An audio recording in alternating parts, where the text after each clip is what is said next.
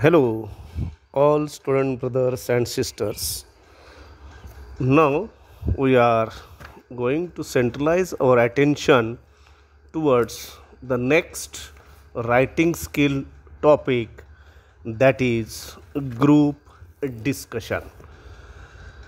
All of you familiar with the title, that is group discussion. This is the last chapter in the textbook. Though it is the last chapter in the textbook, yet we have to cover other writing skills also. The other writing skills have already completed during the last year, means in 11th standard. It is expected to once again make revision of these writing skill topics properly.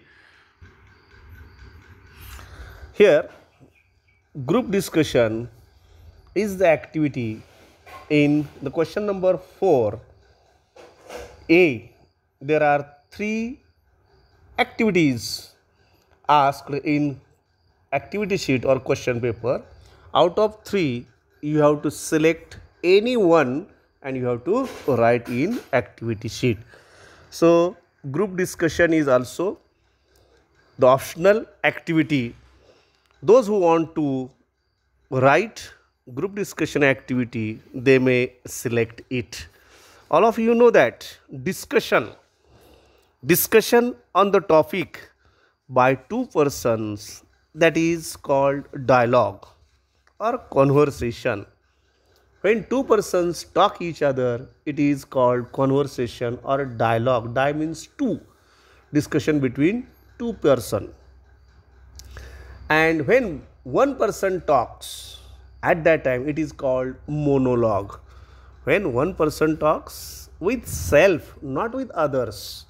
This is important. Monologue means the person who talks with self, जो स्वतःशी संवाद करतो, स्वतःशी बोलतो याचा अर्थ मनातल्या मनात तो बोलतो, म्हणजे मेडिटेशन करतो, चिंतन करतो एखाद्या मुद्द्यावरती.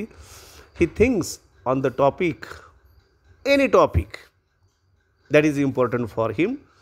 He takes decision in his meditation. It is called talking with self. It is considered as monologue. And in case of dialogue, 2 persons talk with each other. It is called dialogue. But when more than 2 persons, means 3, 4, 5 and so on, people or persons discuss on the same topic for getting its conclusion properly, it is called group discussion. Now, the point is clear. What is a group discussion?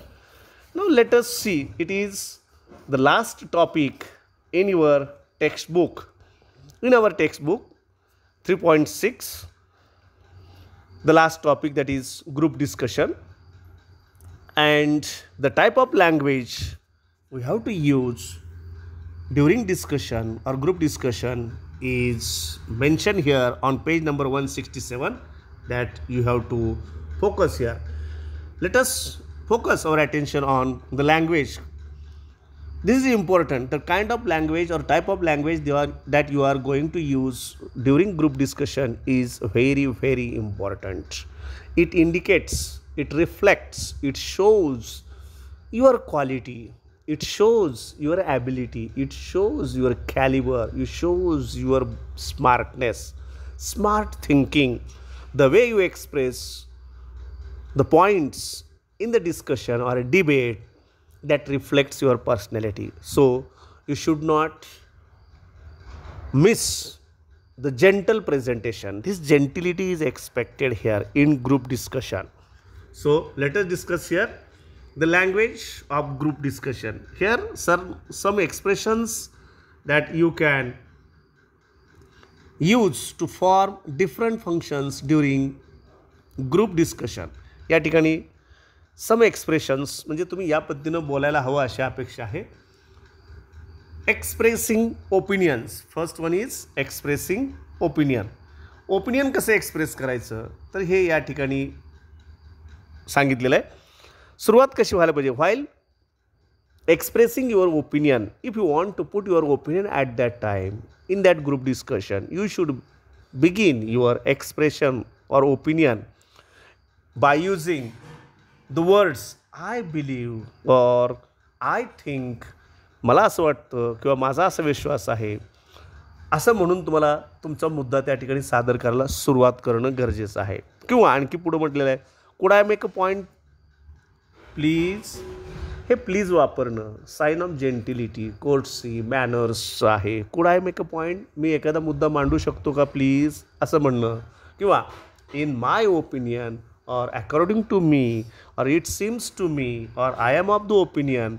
In this manner you may use such sentences while using your opinion in group discussion. So these are the important expressions while using your opinion.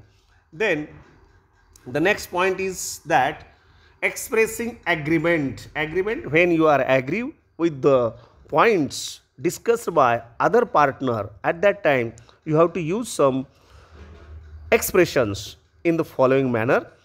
म्हणजे agreement म्हणजे तुम्ही agree असाल, सहमत असाल एखाद्या group मेंबर्सने मांडलेले मुद्दे, त्याची सहमती दर्शवण्यासाठी you have to use the following expressions that absolutely correct, absolutely right, you are right, really your point is correct, your thinking is good, I fully agree with it, I 100% agree with, I totally agree with your point. In this manner you have to use such expressions or such sentences while showing your agreement or showing your that you are that agree with the opinion of that member. Then comes the next point, that is expressing disagreement. If you are not agree with the group member, one of the group members, at that time, though you are not agree at that time, you can't show your disappointment, you can't crush his or her point during group discussion. Group डिस्कशनमध्ये जर तुम्ही disagree असाल, एखाद्याच्या मुद्द्याची सहमत नसाल, at that time तुम्ही त्यांचे मुद्दे जाग्यावरती ऑन द स्पॉट क्रश करू शकत नाही, खोडू शकत नाही, चुकीचं आहे असं म्हणू शकत नाही. का तर त्यातून तसं म्हटल्याने आपली सभ्यता रिफ्लेक्ट होत नाही, आपण ॲरोगंट वाटायला लागतो. So this is common sense. What way we use our sense commonly, it is called, the way we use our sense commonly, it is called common sense. So this common sense is important. While expressing disagreement, the following sentences should be used. मग म्हणताना एखाद्याचा मुद्दा पटत नसेल तर खालील वाक्यांचा वापर करायचा, आपण सभ्यतेनं मांडायचे आहेत. I am afraid, I don't agree with, मला भीती वाटते की मी सहमत होऊ शकत नाही आपल्या मुद्द्याशी, असं म्हणू शकता. किंवा पुढचा पॉईंट आहे, आय एम सॉरी, मला माफ करा, but I see it little differently, मला वाटतं हे थोडंसं वेगळं होतं आहे. आय एम सॉरी, बघा मला माफ करा, परंतु हे थोडंसं वेगळं वाटतं आहे, हे मत वेगळं वाटतं, असं तुम्ही म्हणू शकता. किंवा नेक्स्ट सेंटेन्स आहे, I can see your point of view, होय मी तुमचा ऐकतोय, पाहतोय पॉईंट, पण बट हा शब्द वापरणं अपेक्षित आहे या ठिकाणी.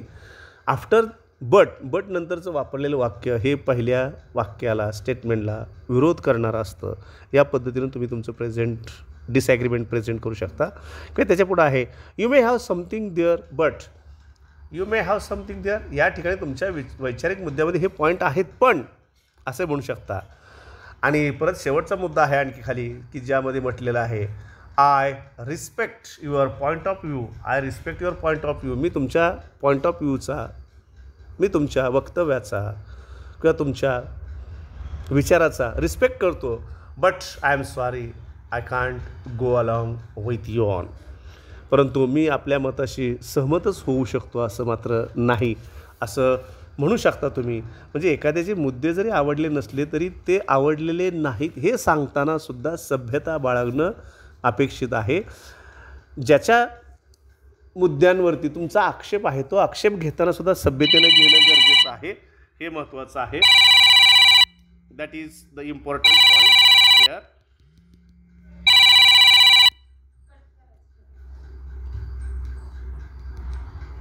So here it is important that you can show your disagreement with the person. So here, while showing the disagreement or showing the rejection about the point of view of the group member, you should show gentility. म्हणजे एखाद्याचा मुद्दा जरी आवडला नसला त्याच्याबद्दल असहमती किंवा तुम्ही सहमत नाही हे दाखवण्यासाठी सुद्धा ते सभ्यतेनंच दाखवता आले पाहिजे, हे महत्त्वाचं आहे. So on the next page, suggestion और suggesting. If you want to suggest something in the group discussion, at that time you have to use the following sentences like this: I think we should do this in this manner. In this way you have to suggest. मला वाटतं की आपण ही बाब किंवा हा point of view किंवा हा मुद्दा या पद्धतीने करायला हवा, या पद्धतीने सजेशन तुम्ही देऊ शकता. किंवा why don't we think this point in this point of view, का आपण हा मुद्दा या वेगळ्या पद्धतीनं किंवा डिफरंट वे ना आपण विचार करू शकत नाही, या पद्धतीने सुद्धा सजेशन करू शकता. किंवा let us think about this point of view in this manner, in that manner, from the other point of view और other members view. Let us accept the other points from the other members. In this way you may suggest. आणि पुढं आणखी म्हणलं आहे, could we do it in different manner, could we do it in that way, in that manner असंही म्हणू शकता. किंवा lastly सांगितलं की don't you think we could think और we could make it by different way और by replacing it in different way. किंवा आपण नाही का असं करू शकत, हा मुद्दा आपण रिप्लेस करून किंवा अशा वेगळ्या पद्धतीने विचार करून. म्हणजे सजेशन देताना सुद्धा सभ्यतेनं सजेस्ट केलं पाहिजे, इतरांच्या मताचा आदर राखला गेला पाहिजे, हे या ठिकाणी अपेक्षित आहे. Then the next point is asking opinion. If you want to ask opinion of the group members at that time, you may ask in this manner: what is your opinion on this point, on this point of view? You may ask in this manner. Again, what do you feel about my opinion or my point of view? तुम्हाला काय वाटतं माझ्या या विचारसरणीबद्दल, माझ्या मुद्द्याबद्दल? किंवा I wonder what do you think about my expression? मला आश्चर्य वाटतं की तुम्हाला नेमकं काय वाटेल या बाबतीत, मला नेमकं माहीत नाही, but I wonder what do you think about it, I don't know. किंवा I would like to know your stand on, किंवा मला जाणून घ्यायला आवडेल आपलं मत काय आहे या मुद्द्याशी. In this way you may ask the opinions of the group partners और ड्युरिंग दॅट डिबेट और discussion. Then next point is interrupting. If you want to interrupt someone during the discussion, during group discussion, you should not crush down the point of view of the other group member directly on the spot. म्हणजे group डिस्कशनमध्ये तुम्ही एखाद्या group मेंबरचं तो स्वतः मत मांडत असताना on the spot त्याचा मुद्दा क्रश करून खोडू शकत नाही, किंवा चुकीचा आहे तुम्ही सांगू नका, तुमचा मुद्दा चुकीचा आहे असं मत डायरेक्ट तुम्ही सांगू शकत नाही. किंवा एखाद्याला बोलत असताना बोलणाऱ्याला त्याच्या बोलण्यामध्ये इंटरप्शन करणं किंवा त्या ठिकाणी आपलं मत मांडत असताना मात्र तुम्ही या पद्धतीनं मांडणं गरजेचं आहे. I am sorry to interrupt but मला माफ करा, मी आपणाला अडथळा करतो किंवा मी मध्येच डिस्टर्ब करतो आहे, पण मला माफ करा, तुमच्या मुद्द्याबद्दल मला हा मुद्दा मांडायचा आहे, या पद्धतीनं तुम्ही इंटरप्ट करू शकता. Then excuse me, could I had something please असंही म्हणू शकता. एक्सक्यूज मी म्हणजे त्याबद्दल मला माफ करा, could I add something in your point in this manner by using etiquettes, manners, gentilities, some polite words, gentle words. Interruption will be accepted. तुमचं interruption तुम्ही प्रेझेंट करणं गरजेचं आहे किंवा त्या ठिकाणी स्वीकारलं जाऊ शकतं. आणखी दॅट्स ट्रू, तुमचं म्हणणं बरोबर आहे, सॉरी बट दॅट्स ट्रू, तुम्ही जरी बरोबर असला sorry but I am of the opinion, अशा पद्धतीनं तुम्ही तुमचं मत सादर करू शकता. Then handling interruptions. If someone interrupts you at that time, what way will you handle this interruption. म्हणजे जर समजा तुम्ही स्वतः सादर करत असाल आणि त्यावेळेला तुम्हाला दुसऱ्याने कोणी इंटरप्शन केलं किंवा अडथळा केला, तर तुम्ही त्यावेळेला कशा पद्धतीने त्यांना हँडल करू शकता. तुम्ही एखादा मुद्दा ग्रुपमध्ये मांडत असताना मध्येच एखाद्यानं तुमच्या मुद्द्याला समजा इंटरप्ट केलं किंवा अडथळा आणला किंवा त्यांचं मत मांडण्याचा प्रयत्न केला, त्यावेळेलासुद्धा तुम्ही सभ्यतेनंच त्यांना सांगणं अपेक्षित आहे. कसं सांगणार तुम्ही? इथं पॉईंट दिलेत. Just a moment please, late me finish my opinion. 1 second किंवा 1 मिनिट मला माझा मुद्दा फिनिश करू द्या. किंवा could I finish what I am saying. मला जे बोलायचं आहे, बोलत आहे, ते मी फिनिश करू शकतो का प्लीज, असं म्हणू शकता. If you could just let me finish. किंवा जर का तुम्ही मला अलाउड केलं फिनिश करायला, let me finish my point of view, then you may suggest your opinion. अशा पद्धतीनं तुम्हाला अडथळा किंवा इंटरप्ट केलेल्या व्यक्तीला तुम्ही हँडल करू शकता. किंवा could you wait for a minute please. किंवा तुम्ही तुम्हाला डिस्टर्ब करणाऱ्या व्यक्तीला तुम्ही म्हणू शकता could you wait for a minute please. थोडंसं 1 मिनिट थांबता का, मला माझं फिनिश करू देता का, असं तुम्ही सभ्यतेनं म्हणू शकता. म्हणजे ती व्यक्ती निश्चितच तुमचं ऐकेल आणि तुम्हाला अडथळा करणार नाही. इन दिस वे यू कुड handle your interruptions. And concluding means ending. At the time of ending you have to summarize, you have to conclude in this way. To summarize, to conclude, or we can conclude by saying, we can finish our meeting, our discussion, debate by saying in this manner, or let's run quickly through the main ideas before concluding discussion. किंवा let's run quickly म्हणजे सहजासहजी आपण main idea ज्या group डिस्कशनमध्ये आणलेले आहेत किंवा tackle झालेलं आहे, समजून घेतलेलं आहे, सर्वांनी सिलेक्ट केले आहेत, ॲक्सेप्ट केले आहेत, त्या मेन आयडियावरती आपण फोकस करूया आणि we shall conclude our discussion. In this way group discussion should be finished. So it is important that you have to present your points of view in a gentle manner. You should not enforce your points of view on others. तुम्ही तुमचे मुद्दे इतरांवरती लादू शकत नाही. इतराच्या मनाचा विचार करणं गरजेचं आहे आणि त्याच वेळेला इतर जर कोणी मत मांडत असेल तर ते मांडत असताना त्यांच्या मनाचा विचार करणं किंवा आदर करणं गरजेचं आहे. Though others points are not related to the topic for discussion. जरी इतरांचे मुद्दे, एखाद्या मेंबरचे मुद्दे तुम्ही डिस्कस करण्याकरता घेतलेल्या टॉपिकला अनुसरून किंवा रिलेटेड नसले तरीसुद्धा त्याचं म्हणणं चुकीचं आहे. ऑन द स्पॉट तोंडावरती त्याच्या म्हणू शकत नाही.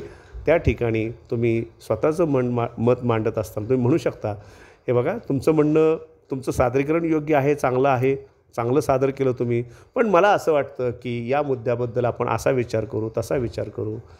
We should think about this point in this way, that way. In these words, you have to express your ideas, your feelings, desires.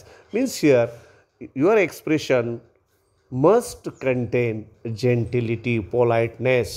That is important. These are the etiquettes, manners that should be followed in group discussion. This is expected here in group discussion.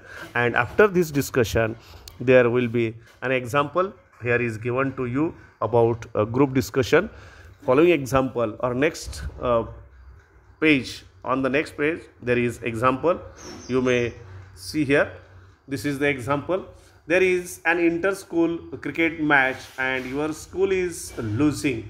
त्या ठिकाणी inter-school cricket match आहे आणि तुमची शाळा साधारणपणे ती cricket match हरण्याच्या मार्गावरती दिसते. As you are the captain, तुम्ही स्वतः कॅप्टन आहे असं समजून घ्या. Have a group discussion with your teammates. तुम्ही तुमच्या टीममेट्सबरोबर ग्रुप डिस्कशन करायचं आहे. इन द टी ब्रेक, मधला जो ब्रेक आहे त्या दरम्यान तुम्ही तुमच्या शाळेनं मॅच जिंकावी या बाबतीत डिस्कशन करायचं आहे. About the strategy to be followed. Strategy म्हणजे डावपेच. सामना जिंकण्यासाठी जे स्ट्रॅटेजीज तुम्हाला वापरायचे आहेत ते स्ट्रॅटेजी किंवा डावपेच. स्ट्रॅटेजी म्हणजे डावपेच. To be followed to save your school from losing the match. तुमची शाळा मॅच हरण्यापासून वाचवण्याकरता काय डावपेच आखायचे आहेत मॅच जिंकण्यासाठी, तर त्या बाबतीत डिस्कशन करायचं आहे. Give at least 4-5 suggestions. You may use the following points. या ठिकाणचे खालील पॉईंट्सचा वापर करून तुम्ही ग्रुप डिस्कशन करू शकता. Partnership of batsman, bringing on fast bowlers, direction of wind, motivation by captain.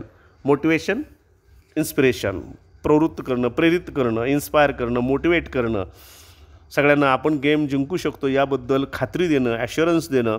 या बाबतीत कॅप्टनने आपल्या सगळ्या सोबत्यांबरोबर, मग स्पिनर असेल, फास्ट बॉलर असेल, मग एखादा बॉलरचं या ठिकाणी नाव तुम्ही टाकू शकता. खाली काही काल्पनिक नावं टाकलेली आहेत. या नावांचा वापर करून इथं जसं ग्रुप डिस्कशन केलेलं आहे हे समजून घ्या. आणि याच ग्रुप मी आता हे सगळं समजावून सांगण्यापेक्षा किंवा इथले डायलॉग वाचून सांगण्यापेक्षा तुम्ही ते वाचून तुम्हाला समजले जाऊ शकतात. You can read and understand these are the dialogues or these are the expressions used in group discussion before the end of the match. So you have to write down these characters, name of these characters, and you have to write this as a model group discussion in your notebook. This is important. So this is also one of the internal options activity. So if you are able to select any one of them, you may select any one of them and present it in activity sheet. Thank you very much. Have a nice time. Here we finish the group discussion activity. Thank you.